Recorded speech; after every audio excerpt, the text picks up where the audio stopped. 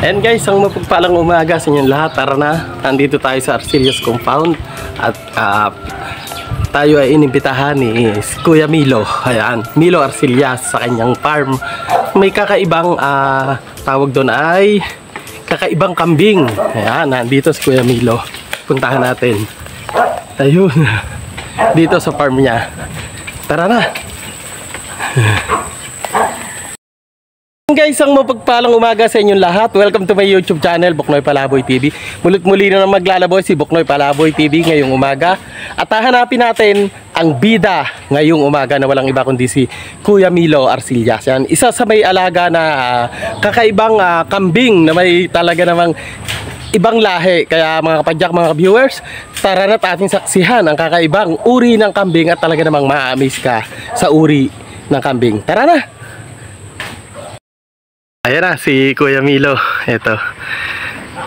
Ayan. Pasyal na tayo dito sa kanyang ayan.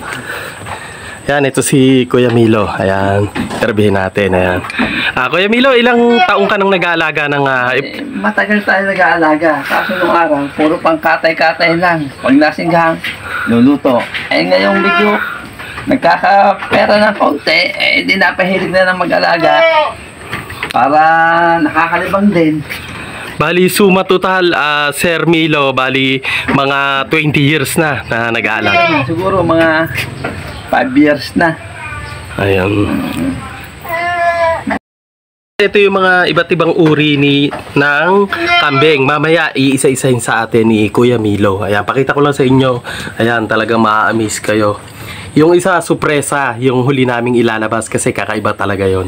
Ibang lahi. Grabe, tsaka yung balahibo niya kakaiba. Ayan. Kaya ikinukulong ni Kuya Milo to para safety. Kasi minsan mga ang tawag doon naghaharutan. Ayan, baka mapilayan o masugatang. Kaya may kanya-kanya silang kulungan. Ang lahi natin. Mamaya ilalabas ni Kuya Milo, tapos sasabihin ni Kuya Milo kung ilang taon na to, tapos anong lahi. Ayan, hindi natin kabisado. Hayaan natin sa eksperto na si Kuya Milo Arcelias. Ayan.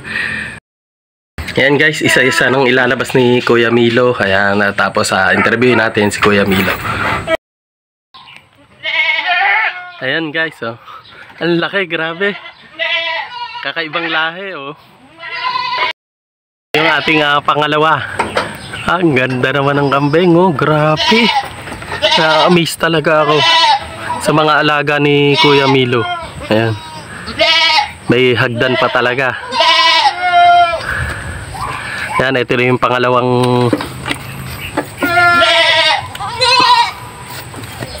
Ayan, medyo malakas kasi sobrang laki ng kambing nila, oh. Laki. Milo, etong kulay brown, anong lahi yan? Yan yung Bower din. Pero ang bloodline yan, Kalahari. Red Kalahari. Bali, yan, ilang buwan o taon na po yan? Magsasang taon lang. Biro mo, isang taon, sobrang laki na siguro, lalo na kung mga 5 to 7 years, sobrang laki na yan. Ano na yan, may sampang, magsasambuang may sampa. Bali, nagre-range siya ng ilang kilo, sir? Yang ganang edad? Kartula ko dyan, humigit ko muna sa mga 50 na yan. 50 kilos. 50 na. Sir, kung ibebenta yung ganang klase ng kambing, mga magkanuhan yung budget?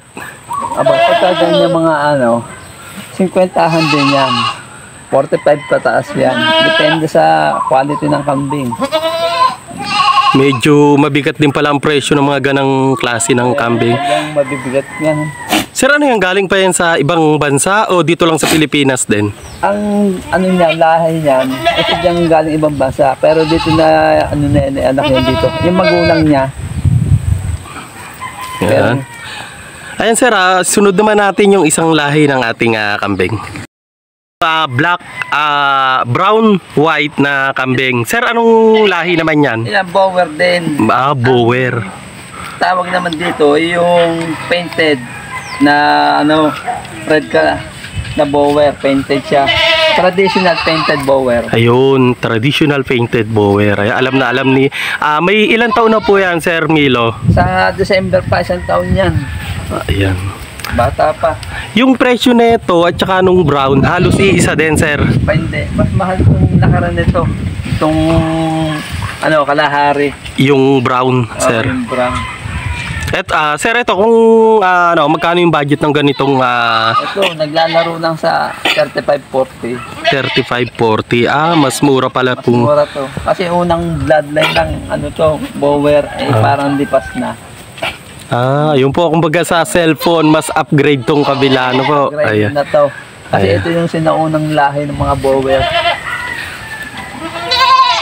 Ayan, meron na naman tayo natutunan kay Sir Milo na may iba't ibang lahi. Ito yung supresa na ipakikita sa inyo na kay Milo. Talagang kakaiba. Ngayon lang, first time ko lang makita itong gantong lahi ng kambing. Tara na, puntahan natin.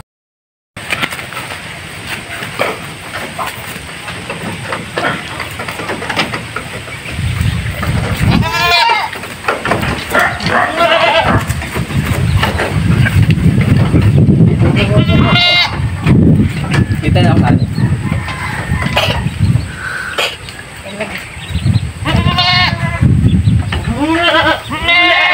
Ayan na guys, masusurprise kayo sa kakaibang. Ito yung talaga namang first time ko lang makita. Ayan, grabe. Ayan, papaliwanag sa atin mamaya ni Sir Milo pagkatali. Medyo mailap Ayan, tatali na ni Sir Milo. Pangatlong lahi na ipapaliwanag sa atin ni Sir Milo. Sir, anong lahi po itong ating pangatlong kambing? Ito yung kung tawagin dapol. Pero bower din yan. Yan ang latest na lahi ng kambing. Sir, parang yung balahibo niya, parang tiger ba tawag doon? Tiger dapol talaga tawag yan. Ayun, tiger dapol. Tiger dapol. First time ko lang kasi makakita ng ganang klase na balahibo. Kasi lumalabas na ganyang bloodline na yan ang latest Sir, bali ilang buwan o taon na po yung ating... 6 na buwan lang yan, 6 na buwan lang siya. Biro mo, 6 na buwan, halos kalaki, kasing laki na itong brown at saka nung ating white brown. Bali, sir, yung presyuhan naman na ito, magkano po yung... Ang lakaran yan ay pagkawalay depende sa kulay kasi yan. Ang depende sa batik tsaka yung quality ng kambing, pagkakatindig niya, kaya hindi pare-parehas, pero isang yan, parang kaya yan ang quality na kung sa hindi man pang-una ay pumapangalwa na yan. Kumbaga sa mataas na lahi. Mataas ng lahi yan. Ayan po. Ang presyuhan po niya na ay umaabot sa... Ang presyo niyan nung kunin ko ay 70 yan. Ayan. 70. 4 months na siya, kawawalay lang. Medyo mabigat pala ang presyo niya. Ayan sir, bali ang inaalagaan niyo po ay puro babae, po? Oo, kasi plano natin magparami. Ayan. Baka sakaling papalarin yung pagkakakitaan. Tayo lang ang meron dito, baka tayo gapihin. Ayan sir, binebenta ba natin yung iba pang lahi na nasa taas or pararamihin pa natin? Hindi, pagka may makakakursunada dun sa dalawa daong i-out ko, pero itong mga bago kong up yung lahi, hindi na muna, ating gagamitin muna para makapagparami tayo. Ayan sir, anong maipapayo nyo po sa mga bagito na bago pa lamang mag-aalaga ng ganitong klaseng kambing?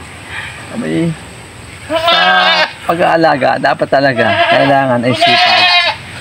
Dahil wala namang aasahan yung mga yan kundi ikaw din. Kaya dapat sipag at tiyaga sa pag-aalaga. Hindi po pwede yung ngayon ay masipag, bukas ay hindi.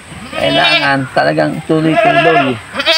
Dahil naandyan ang sadyang igaganda ng hayop mo. At tsaka kung ikihilig talaga, ganun yun. At tsaka sir ay mabigat na puhunan, di ba no, sir? Ay, oo.